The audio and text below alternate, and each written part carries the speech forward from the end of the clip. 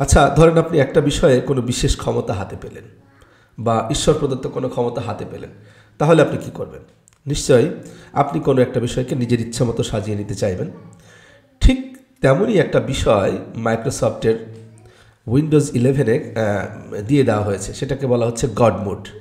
অর্থাৎ এই গড মোডটা যদি আপনি আপনার উইন্ডোজ 11-এ অ্যাক্টিভেট করে রাখেন, তাহলে আপনি এমন কিছু প্রিভিলেজেস অ্যান্ড বেনিফিটস পাবেন যা অন্য ইউজাররা তার হাতের নাগালে বা ধারে কাছেও যেতে পারবে না। অর্থাৎ আপনি যদি নিজেকে একজন অ্যাডভান্স লেভেলের উইন্ডোজ 11 ইউজার ভেবে থাকেন, তাহলে এই গড মোডটা আজই আপনার উইন্ডোজে অ্যাক্টিভেট করে নিন। দেখবেন আপনি কত সহজে আপনি উইন্ডোজ 11টাকে নিজের মতো করে কাস্টমাইজ করে নিতে পারছেন। এটাকেই মাইক্রোসফট বলছে গড মোড। তো আসলে এই গড মোডটা কী? এই গড মোডটা যদি আপনার উইন্ডোজ 11-এ অ্যাক্টিভেট করা থাকে, তাহলে আপনি আপনার উইন্ডোজ 11-এর সিস্টেম এবং কন্ট্রোল প্যানেলের এমন কিছু বিষয় আপনি হাতের নাগালে পেয়ে যাবেন যা খুঁজতে আপনার অনেক দিন সময় লাগবে। অথচ এই গড মোডটা অ্যাক্টিভেট করার কারণে আপনি আপনার ডেস্কটপে জাস্ট একটা আইকনে ক্লিক করেই আপনি সমস্ত সেটিংসগুলোকে এক নিমিষে পেয়ে যাবেন।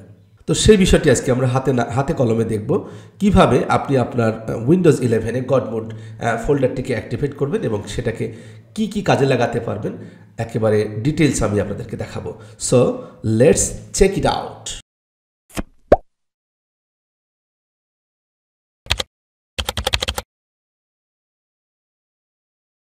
Welcome to my another Windows related video.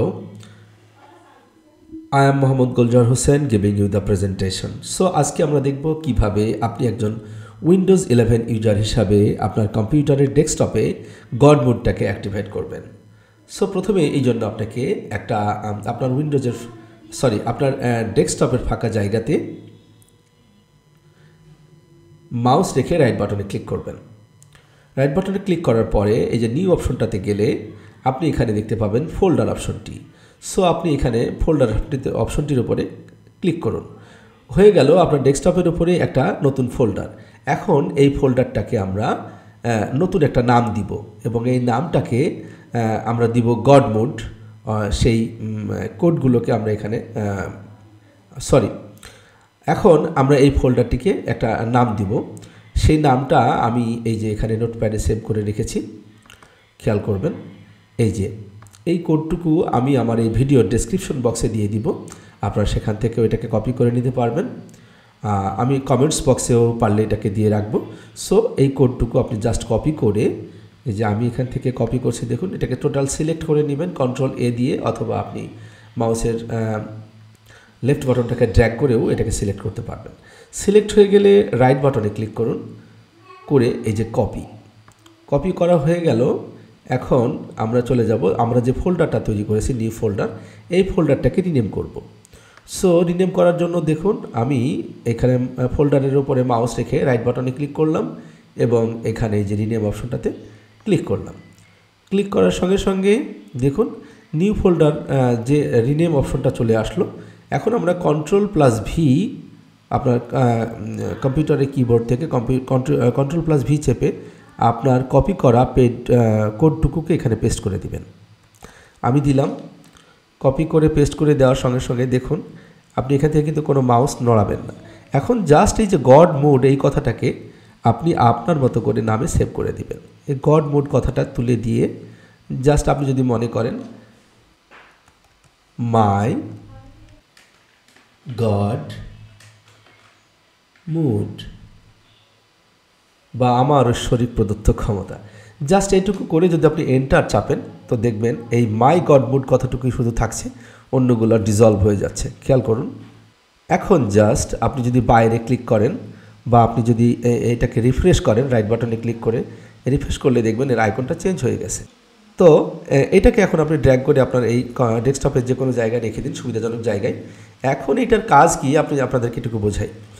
এখন এই যে এই ফোল্ডারটাকে আপনি আপনার ডেস্কটপে রেখে দিবেন। আপনি আপনার উইন্ডোজের যত রকমের সেটিংস আছে, আপনার টাইমস পরিবর্তন বলেন, সেটিংস পরিবর্তন বলেন, ডেস্কটপের পিকচার পরিবর্তন বলেন, ডেস্কটপের মোড পরিবর্তন বলেন, যাবতীয় এরকম 200 থেকে 300টা সেটিংস আপনি এক জায়গাতে পেয়ে যাবেন।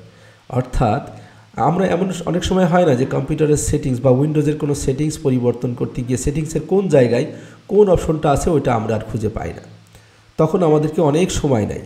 এই ছোট্ট এই যে টুলসটি আপনার অনেক সময় বাঁচিয়ে দিবে, সবগুলো সেটিংসকে একটা লিস্ট আকারে আপনার সামনে হাজির করে দিবে। সেখানে জাস্ট ক্লিক করলেই আপনার ওই কাজটুকু আপনি তাৎক্ষণিক করে ফেলতে পারবেন। দেখুন আমি ডাবল ক্লিক করলেই কেমন হচ্ছে,